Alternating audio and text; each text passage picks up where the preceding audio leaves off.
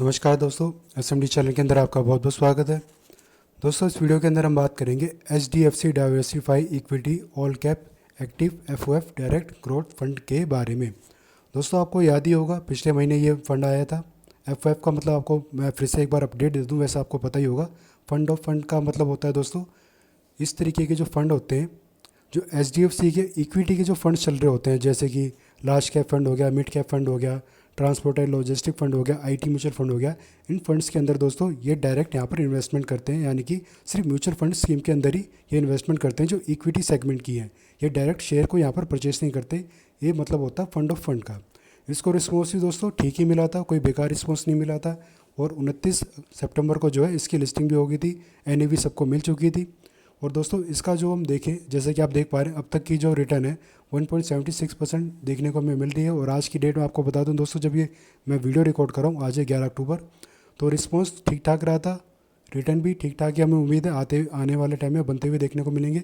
लेकिन दोस्तों, अभी हमें पता नहीं चल पा रहा था कि कौन सी टॉप स्कीम्स के अंदर इन्होंने अपनी होल्डिंग कर रखी है। तो उसके बारे में हम बात करेंगे, कहाँ कहाँ जो इन्होंने हमारे पैसे को इन्वेस्टमेंट करा है, कौन सी म्यूचुअल फंड स्कीम्स में हमारा पैसा लगा हुआ है। और आप ज़रा पहले इसका साइज़ देखें तो 1106 करोड़ रुपए का इसका साइज़ हमें देखने को मिल रहा है। और होल्डिंग की अगर हम बात करें दोस्तों, तो जो टॉप 4 म्यूचुअल फंड स्कीम है इनकी, वहाँ पर हमारा पैसा लगा हुआ है। पहली स्कीम कौन सी दोस्तों? HDFC लार्ज कैप, उसके बाद लार्ज एंड मिड कैप, फिर तीसरी है स्मॉल कैप, और चौथी और सबसे बढ़िया है जो कि मेरी पर्सनल काफ़ी फेवरेट है, वो है फ्लेक्सी कैप फंड।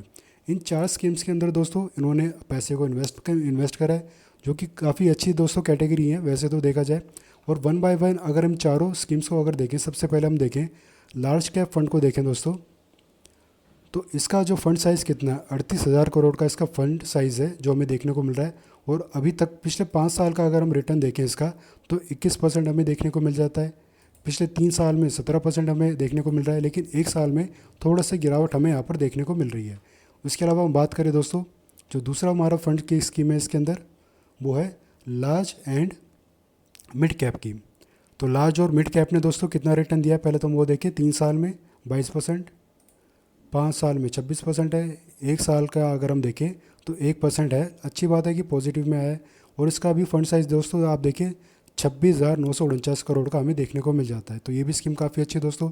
आगे बढ़े दोस्तों, जो तीसरा है हमारा स्मॉल कैप फंड, इसका भी 3 साल का रिटर्न 23% के करीब है, 5 साल का 31%, एक साल का 1.71%। अच्छी बात है, ये भी पॉजिटिव में हमें देखने को मिल रहा है। फंड साइज़ इसका भी 36,000 करोड़ का हमें देखने को मिल जाता है। अब लास्ट जो कि मेरा फेवरेट है दोस्तों, फ्लेक्सी कैप। दोस्तों, फ्लेक्सी कैप जो काफ़ी सेफ फंड माना जाता है, ये मल्टी कैप्स के मुकाबले थोड़ा सा रिटर्न कम देता है, लेकिन मल्टी कैप में दोस्तों वॉलेटिलिटी कभी कभार थोड़ी सी ज़्यादा हो जाती है। फ्लेक्सी कैप थोड़ा सा स्थिर रहता है, यानी कि स्टेबिलिटी यहाँ पर हमें ज़्यादा देखने को मिलती है, इसलिए थोड़ा सा सेफ माना जाता है फ्लेक्सी कैप। इसलिए पर्सनली मेरा काफ़ी फेवरेट रहता है। और इसके फंड का साइज़ आप देख सकते हैं दोस्तों, 85,000 करोड़ का फंड साइज़ है ये। और इसके रिटर्न अगर हम देखें, 3 साल में 24% से ज़्यादा का है, 5 साल में 29% का दे चुका है, और एक साल में आप देख सकते हैं दोस्तों 7.73% का एक अच्छा खासा रिटर्न ये अब तक निकाल के दे चुका है।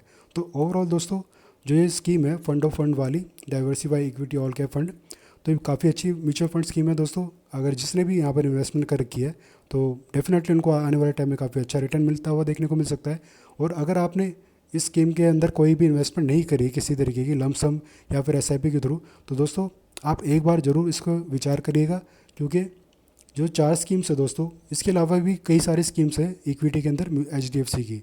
ये धीरे धीरे दोस्तों, ये जो म्यूचुअल फंड की जो स्कीम है, जहाँ पर इनको अच्छा रिटर्न मिलता हुआ देखने को मिलता है, वहीं पर ही अपने पैसे को इन्वेस्टमेंट करता है। अगर जहाँ पर इनको लगता है कि थोड़ा सा नेगेटिव रिटर्न आ सकता है, वहाँ से पैसे को एग्जिट करके ये दूसरी म्यूचुअल फंड स्कीम के अंदर अपने लगा सकते हैं, जैसे IT टेक्नोलॉजी वगैरह फंड हो गया, लॉजिस्टिक वाले हो गए, और भी इनके कई तरह की म्यूचुअल फंड स्कीम है।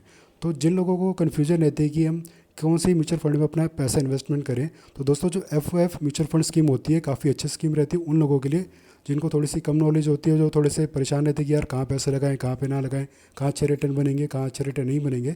तो FOF दोस्तों खासतौर पे उनके लिए ही रहता है। तो डेफिनेटली आप यहाँ पर एक बार ज़रूर विचार करके चल सकते हैं इस स्कीम के अंदर पैसे लगाने के लिए। और ज़रूरी नहीं दोस्तों आप HDFC के अंदर लगाएं, आप ICICI के अंदर भी लगा सकते हैं और अदर बैंक्स के अंदर भी लगा सकते हैं, क्योंकि जितने भी म्यूचुअल फंड वाले जो कंपनियां होती हैं या बैंक कह लीजिए आप, सभी के पास एक ना एक FOF तो होता ही होता है।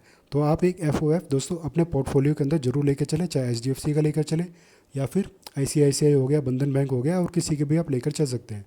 तो दोस्तों अभी के लिए इस वीडियो में इतना ही। अगर दी गई जानकारी आपको अच्छी लगी हो, यूज़फुल लगी हो, तो वीडियो को लाइक करना, चैनल को सब्सक्राइब करना। धन्यवाद।